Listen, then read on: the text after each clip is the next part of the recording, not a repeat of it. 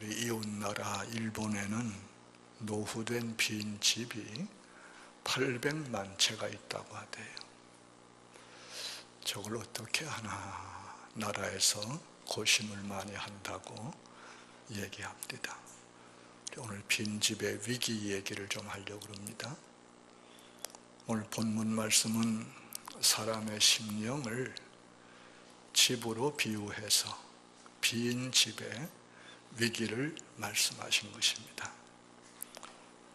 본문을 다시 한번 정리해 보면 더러운 귀신이 어떤 사람 속에서 살다가 나갔습니다. 그래서 그 사람의 심령은 빈집과 같이 됐습니다.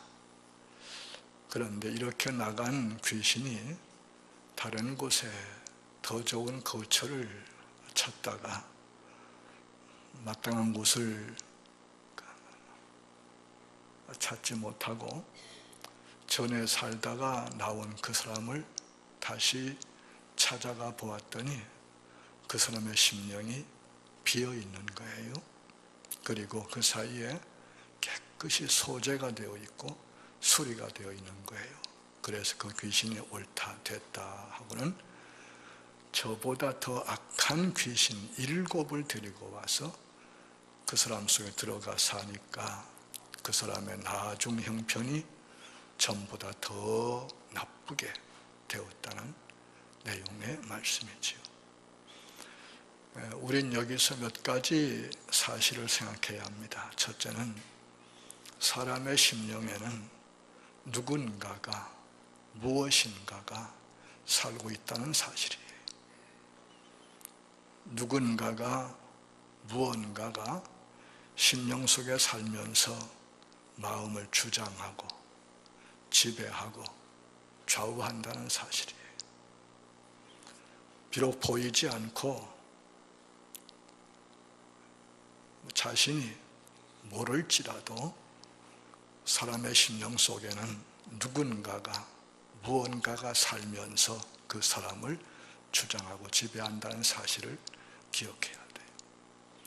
둘째는 이런 사람의 심령 속에는 더러운 귀신이 살 수도 있다는 사실이에요. 더러운 귀신이 살면 그 사람의 생각과 감정과 행동 등 모든 인생이 다 더러워지게 되어 있죠. 더러운 귀신의 종으로 하수인으로 죄를 즐기고 죄악 속에서 살게 되는 것을 말합니다. 셋째는 사람의 심령 속에 살던 더러운 귀신이 나갈 수도 있다는 거예요. 귀신은 어느 한 곳에만 사는 것이 아니고 이곳저곳으로 다니면서 더 살기 좋은 곳을 찾는다는 사실을 말씀해 주고 있어요. 그리고 또 하나는 사람의 심령이 빈 집처럼 아무도 살지 않는 빈 상태로 있을 수도 있다는 사실이에요. 그리고 마지막 한 가지는 빈 집같이 비어있는 사람의 심령은 위기 상태라는 거예요. 위기 상태. 더 나빠질 수 있는 그런 위기 상태라는 거예요. 여기 본문에서 우리 주님이 말씀하신 바 빈 집과 같은 심령이 된 사람은 누구일까요? 우선 생각해야 합니다. 오늘 본문 말씀 앞에 나오는 귀신 들려서 말 못하던 사람을 가리키는 거예요. 주님께서 말을 못하는 사람을 만났습니다. 그가 말을 못하는 것은 말 못하는 귀신이 들렸기 때문이라고 분명히 말씀해 주고 있어요. 사랑의 주님께서 그 사람을 불쌍히 여기셔서 귀신을 쫓아내어 주시자 말을 못하던 사람이 말을 하게 되었고, 이 사람의 심령은 빈 집이 된 거죠. 왜? 살고 있던 더러운 귀신이 쫓겨나갔으니까 지금 빈 집 상태가 된 거예요. 또 하나는 예수님 당시의 바리새인들을 가리킨다고 볼 수 있어요. 말씀 보면은 예수님께서 말 못하는 귀신 들린 사람을 고쳐주실 때 그것을 본 사람들이 놀랍게 여기면서 예수님을 가리켜 이 사람이 다윗의 자손 그리스도가 아닌가 하면서 놀라워했다고 그랬어요. 그런데 그때 바리새인들은 예수님이 다윗의 자손 메시아로서 귀신을 쫓아낸 것이 아니라 귀신의 왕 바알세불을 힘입어서 귀신을 쫓아낸 것이라고 비난하고 폄하하고 비방을 했어요. 그때 주님이 유명한 힘의 원리에 대해서 말씀을 하지요. 스스로 분쟁하는 나라마다 황폐해질 것이고 스스로 분쟁하는 동네나 집마다 서지 못할 것이다. 만일 사탄이 사탄을 쫓아내면 스스로 분쟁하는 것이니 그리하고야 어떻게 그의 나라가 서겠느냐. 사람이 먼저 강한 자를 결박하지 않고서야 어떻게 그 강한 자의 집에 들어가 그 세간을 강탈하겠느냐. 결박한 후에야 그 집을 강탈하리라. 사탄의 왕국에서 귀신들이 저희끼리 싸우지 않는다는 얘기예요. 그리고 사탄의 왕국은 사탄보다 더 강한 힘을 가진 이가 사탄을 정복하고 지배할 수 있다는 사실을 말씀하는 거예요. 그러므로 말 못하는 귀신이 들려서 말을 못하는 사람이 말을 하게 된 것은 귀신의 왕 바알세불의 힘을 빌려서 하는 것이 아니라 바알세불보다 더 강한 하나님께서 하신 것이라고 주님께서 가르쳐 주시는 거예요. 예수님 당시의 바리새인들은 율법을 전문적으로 연구하는 사람들이고 그것을 가르치고 지키려고 애를 쓴 사람들로 일면 훌륭한 사람들이었습니다. 그런데 불행히도 그들이 예수님이 누군지를 몰라요.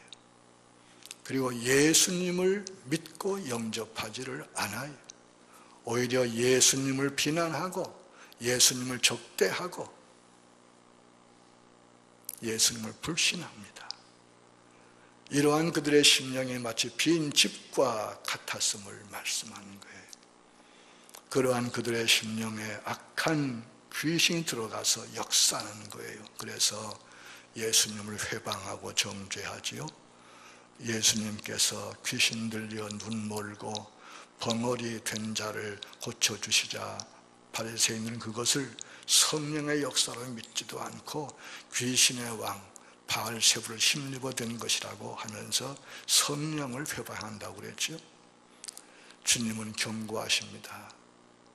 나를 회방하는 죄는 회개하면 용서받을 수 있지만 성령을 회방하는 죄는 회개할 수도 없고 따라서 영원히 심판을 받고 벌을 받는 사실을 말씀하면서 멸망에 빠지는 것을 경고하고 있습니다. 우리는 이 시간 여기서 주님께서 빈집의 위기를 말씀하신 목적이 무엇인가를 좀 생각해야 되겠습니다. 그것은 먼저 말 못하는 귀신이 나감으로 말을 하게 된 사람이 어떻게 해야 할지, 무엇을 해야 할지를 말씀하기 위한 것이. 더 나아가서는 주님 당시에 주님을 믿지 않고 비방하며 대적하고 적대하는 그 바리새인들이 무엇을 해야 할지, 어떻게 해야 할지를 가르쳐 주기 위한 데 목적이 있다고 볼 수 있습니다. 우선 말 못하는 귀신 들려서 말을 못하다가 주님께서 그 귀신을 쫓아내심으로 말을 하게 된 그 사람이 어떻게 해야 한다는 얘기예요. 텅 빈 집 같은 심령에 빨리 귀신보다 더 강하고 위대한 귀신을 쫓아내시는, 귀신을 다스리시는 누구예요? 예수님을 모셔야 한다는 얘기예요. 영접해야 한다는 얘기예요. 믿어야 한다는 얘기예요. 그렇게 하지 아니하고 빈집 상태로 더 있으면은 자칫 더 악한 귀신 7을 데리고 들어와서 그 사람의 상태가 전보다 더 악해지고 불행해지는 사실을 경고적으로 말씀하는 거예요. 이걸 기억해야 돼요. 그리고 주님 당시 바리새인들 마찬가지지요. 하나님의 백성으로 부르심을 받고 율법을 받아서 연구하고 가르치고 다 좋은 일입니다마는 그들의 심령에 주님을 영접해 모시지 못한 그 심령은 빈 집과 같은 상태. 그런 상태로 더 있다가는 어떤 악한 귀신이 들어와서 점령할지 알 수 없는 거예요. 그래서 지금 주님을 비방하는 정도, 믿지 않는 정도가 아니라 우리가 다 알듯이 어떻게 돼요? 그들이 결국 주님을 영접하지 않고 믿지 아니함으로 완전히 귀신의 도구들로 쓰임을 받아서 주님을 대적하고 십자가에 못 박는데 앞장서게 되고 주님을 죽이는 무서운 죄에 빠지게 된 사실을 우리가 알잖아요. 우리 주님께서 빈집의 위기를 말씀하시는 목적은 뭐예요? 만왕의 왕이신 하나님의 독생자이신 인류의 구주이시오 죄인의 구주이신 예수님을 믿음으로 영접하여 모심으로써 예수님 안에서 예수님을 통하여 예수님과 함께 참 평강을 누리고 자유를 누리고 영생을 누리면서 살 것을 말씀하시는 것이지요. 우린 여기 본문 말씀을 통해서 사람을 크게 세 부류로 구분할 수 있습니다. 하나는 뭐예요? 심령에 귀신이 살고 있는 사람이 있다는 거예요. 귀신이 속에 살고 있는 사람이 있어요. 또 하나는 귀신이 나가고 빈 심령의 상태에 있는 사람이 있다는 거예요. 또 하나는 심령에 주님을 영접해서 모신 사람이 있다는 거예요. 우리는 어디에 해당합니까? 우리가 어떻게 돼야 되겠습니까? 우리 속에 귀신이 살고 있는 건 생각도 할 수 없는 불행한 일이지.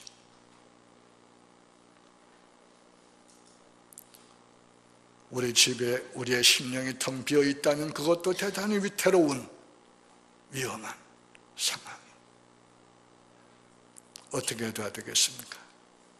만왕의 왕이신 우리 주님, 하나님의 독생자, 죄인의 구주이신 메시아 그리스도 예수님을 영접해 모시고 주님께서 주인이 되시고 주님께서 왕 되시는 주님의 나라를 이루어서 살아야 하지 않겠습니까? 여러분 다 이렇게 되시기를 축원합니다. 우리가 우리 심령에 주님을 모시고 주님의 나라를 세우려면은 뭘 해야 됩니까? 첫째는 예수님을 하나님의 아들과 구주로 믿고 우리 마음속에 영접해 모셔야 합니다.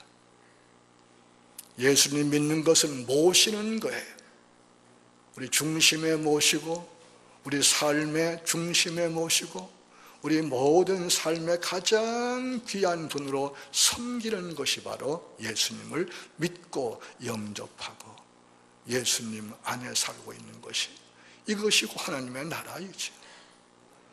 우린 천국 하나님 나라라는 것이 어떤 영역을 얘기하는 것이 아니에요. 환경을 얘기하는 것이 아니에요. 그걸 다 초월하는 것이에요. 높은 산이, 거친 들이, 초막이나 궁궐이나 내 주 예수 모신 곳이 그 어디나 하늘나라 천국이지. 고대광실, 화려한 집, 좋은데 뭐 돈 많은 거, 그것이 천국이 아니. 그걸 뛰어넘는 것이 예수님을 영접해 모시는, 예수님의 통치, 예수님의 다스리심을 받는, 예수님이 왕으로 계시는, 거기에 바로 영생이 있고 천국이 거기 있다는 사실이에요. 우리는 다 예수님을 그저 믿는다 할 것이 아니라 우리 중심에 모셔야 합니다. 교회 안 다니는 분들 집에 모신 사람들 많이 있지요. 모신다고 그래요? 신주단지 모신다고 그러죠. 쉽게 얘기해서. 그 앞에서 벌벌 떨지요. 제일 집에서 중심적으로 생각하고 가장 중요하게 생각을 하지요. 전 그런 신주단지 많이 갖다 버려봤어요. 교회에 나오면 그것을 버리고 그 자리에 주님을 모시는 거예요.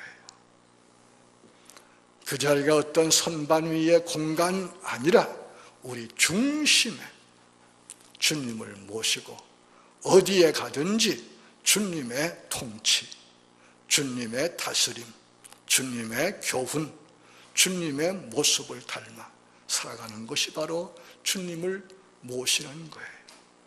이렇게 된 그 사람에게 바로 천국의 영생 복락이 있고 참된 평화와 자유가 있는 사실을 분명하게 알아야 돼요.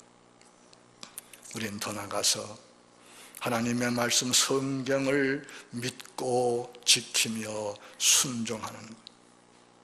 성경은 하나님께서 여러 가지 방법으로 말씀하신 것을 기록한 것이죠. 특별히 하나님은 예수님을 통하여 말씀하셨지. 히브리서 1장 이하 이렇게 말씀합니다. 옛적에 선지자들을 통하여 여러 부분과 여러 모양으로 우리 조상들에게 말씀하신 하나님이 이 모든 날 마지막에는 아들을 통하여 우리에게 말씀하셨으니 이 아들을 만유의 상속자로 세우시고 또 그로 말미암아 모든 세계를 지으셨느니라고 말씀하고 있습니다. 그래서 예수님은 요한복음에서 여러 번 말씀하죠. 내가 스스로 말하는 것이 아니라 내 아버지께서 주시는 것을 말한다 말씀하셨고, 내가 내 아버지께 들은 것을 다 너희에게 알게 했다고 말씀을 하시는 거예요. 더욱 신비로운 것은 예수님은 태초에 계신 말씀입니다. 그 말씀이 육신되 우리 가운데 계시는 분이죠. 예수님이 하나님의 말씀을 통하여 우리 안에 계시는 사실을 기억해야 돼요. 예수님의 말씀, 하나님의 말씀들 상고하고 지켜나갈 때 예수님이 우리 안에 계시는 사실을 기억해야 돼요. 우리는 더 나가서 주님의 몸 되신 교회 일에 충성하고 열심을 내므로 늘 주님을 모시고 사는 것을 기억해야 되겠습니다. 우리 주님은 그의 몸 된 교회를 통해서 일하시고 교회 안에서 일하시는 것을 항상 기억하고 믿어야 돼요. 그러므로 교회의 일들은 다 주님의 일을 하는 것이에요. 교회 직분은 다 주님의 종들로, 주님의 동력자들로 살도록 일을 맡기기 위한 것임을, 봉사의 직임을 기억을 해야 돼요.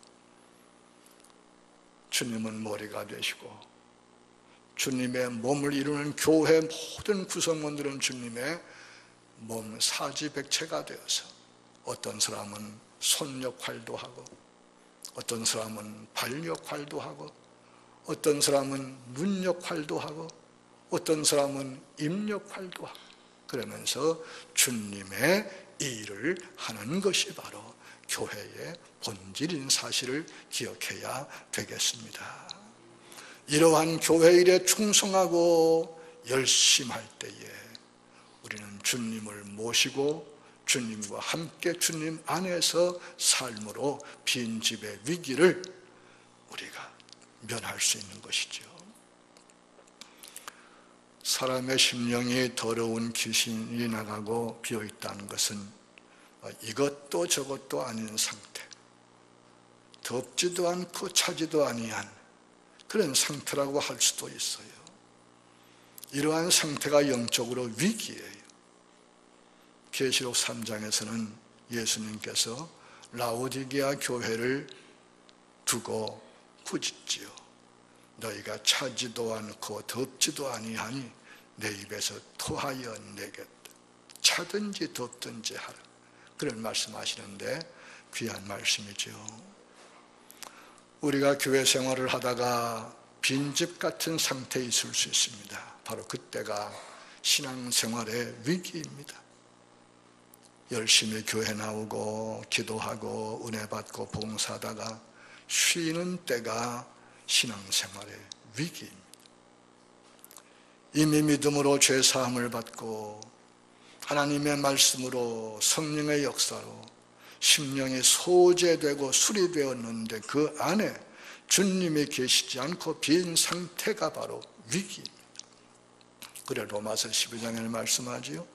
부지런하여 게으르지 말고 열심을 품고 주를 섬기라. 또 히브리서 10장에 말씀하지요.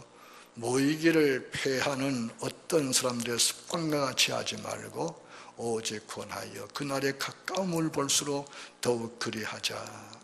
모이기를 힘쓰란 얘기죠. 지금 시대를 두고 말씀하시는 것 같은 생각이 들어요.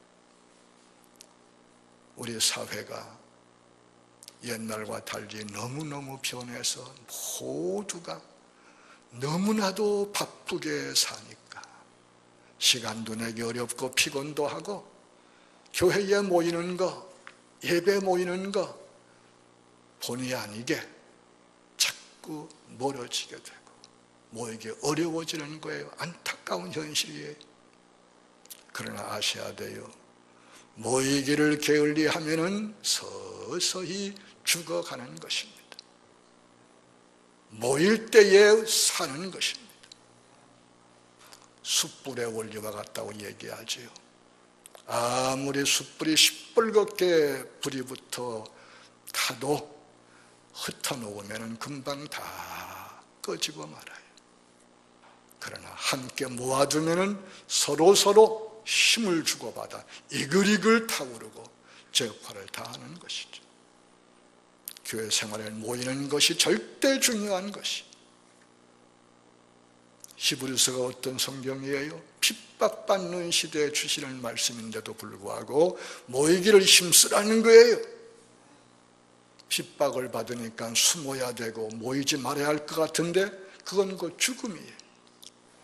핍박이 있고 어렵고 힘들수록 모여야 한다는 거예요. 여러분들 초대교회 보세요. 열심히 모였습니다. 모여서 사도의 가르침을 받습니다. 설교를 듣습니다. 기도합니다. 서로 격려하면서 서로 교제하면서 믿음을 지켜나갑니다. 우린 그 모습을 사모하며 배워야 합니다. 우리 교회도 그렇지 않습니까?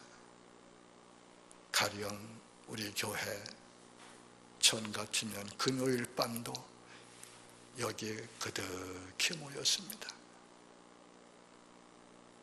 요즘은 그들이 다 어디 갔는지 모이지 않습니다. 수요일 밤 7시 반 나오려면 시간이 물론 쫓기기도 하겠지요.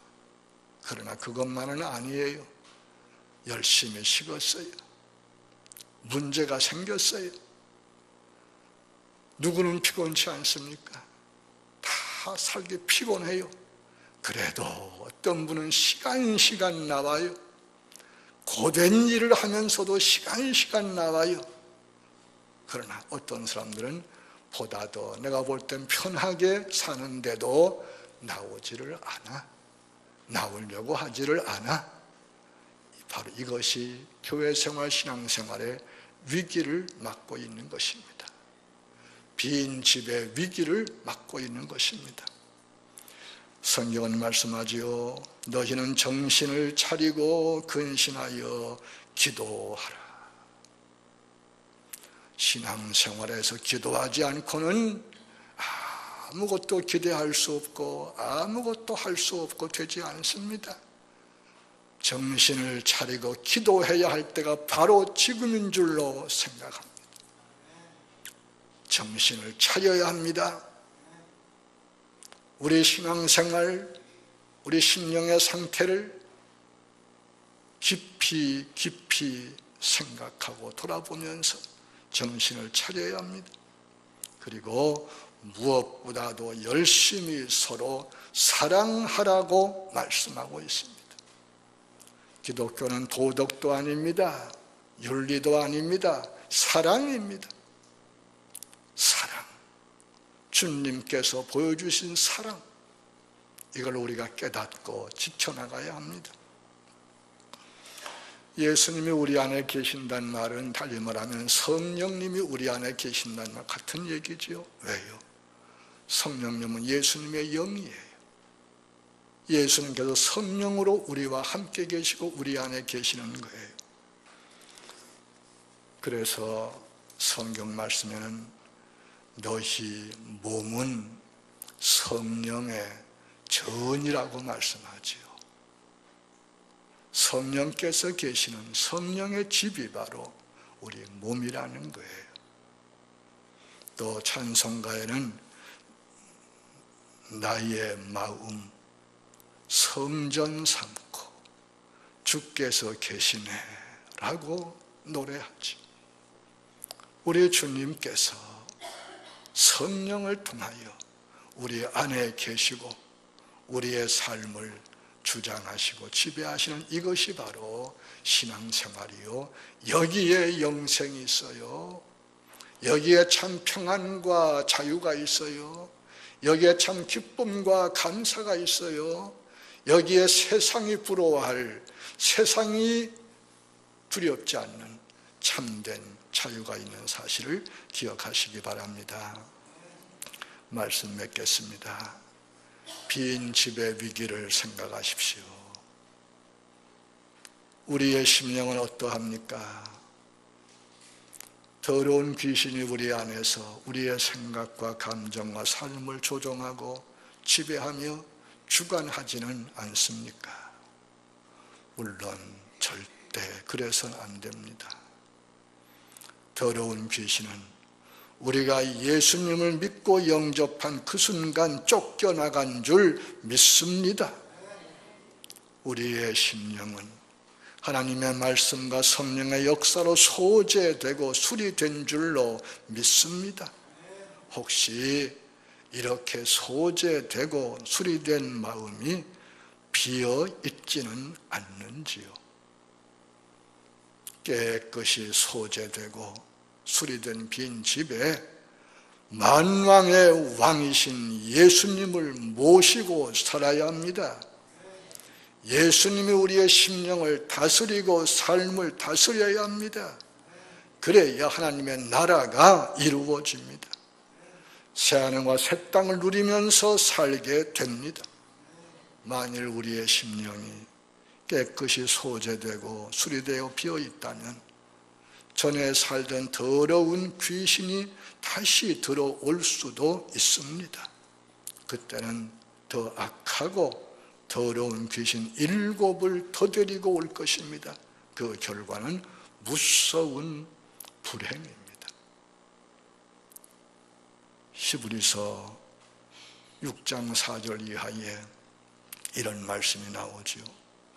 한 번 빛을 받고 하늘의 은사를 맛보고 성령에 참여한 바 되고 하나님의 선한 말씀과 내세 능력을 맛보고도 타락한 자들은 다시 새롭게 하여 회개할 수 없나니 이는 그들이 하나님의 아들을 다시 십자가에 못 박아 드러내놓고 욕되게 함이라고 하신 말씀, 매우 두려운 말씀이지요. 예수님을 하나님의 아들로, 만왕의 왕으로, 나의 참 구주로 믿고 영접하여 우리 입으로 시인하며 증언하기를 바랍니다. 예수님을 통하여 말씀하신 하나님의 말씀 안에 살면서 말씀을 실천해 가려고 힘쓰기를 바랍니다. 주님 몸이신 교회 생활에 열심을 내기 바랍니다. 모이기를 힘써야 합니다. 교회 일에 충성해야 합니다. 내가 맡은 내 직분, 내 직무에 충실해야 합니다. 늘 기도하고 사랑하려고 애를 써야 합니다. 그런 우리 삶에 주님께서 왕으로 다스리시고 지배하심으로 더러운 귀신은 얼씬도 하지 못하고 우린 주님 안에서 주님의 평강을 누리면서 자유를 누리면서 약속된 영생을 누리면서 저 높은 곳을 향하여 날마다 나아갈 줄로 믿습니다.